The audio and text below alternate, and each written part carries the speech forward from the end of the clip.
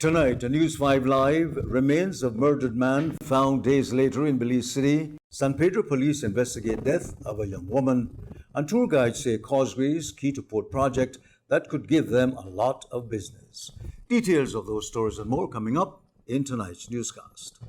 Well, that's just me, Ernesto Vasquez, reminiscing of how I used to read the news here many, many years ago on Channel 5.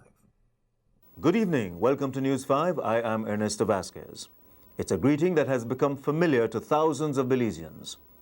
Since December 9th, 1991, every weeknight at 6:30, myself or one of our other anchor persons has brought News 5 into your home or wherever you happen to be watching TV.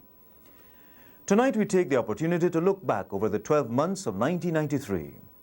From the 250 newscasts broadcast during that period, we have chosen 21 of what we consider to be our best stories.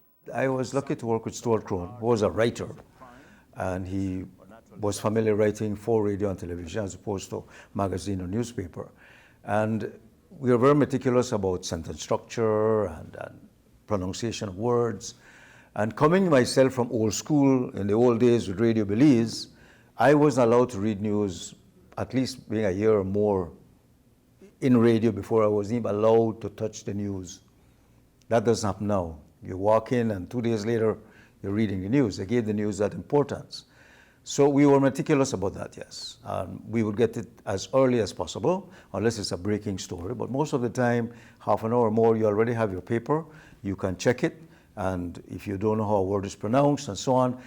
But one thing about writing, especially for radio and TV, which I think we don't appreciate here, is that you're not supposed to sound fancy. You're supposed to write it plain, in plain English, so everybody understands it. We tend to believe that we have to use big words and sense and structure so we sound more intelligent. That's not the fact. 10 years after her first book was published, Z. Angel's second work, In Times Like These, was launched last night at the Radisson Fort George in Belize City. We read more on air. As a reader, we didn't have all the inserts and all the videos, which we learned as TV is about visuals. So we have to do that. We do that more now. The stories have not really changed. The numbers may have changed. The effect on the community may have changed a bit. That the crime, the politicians we're always lucky to have them give us news, you know. And what has changed is the way we present it, for one. We have different writers now. We tend to look at the news more as a documentary program. We have our news broadcast, hour and a half, you know. And it's because I think our audience, they can't switch off the news after half an hour and go look at a documentary on the killings that occurred last week. And we don't do that, so we put it all in one. There's a demographic that uses the 6 o'clock news, whichever station you prefer, to confirm what you kind of read on the social media. I think that is still there. It's still there.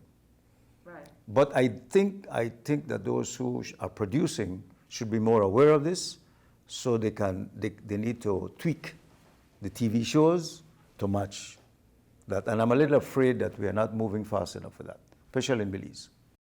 Well, happy 30th anniversary, Channel 5. Bring back a lot of memories. And this is where I really started on television. Enjoy yourselves. And of course, keep up the good work. It's 10 minutes to 7.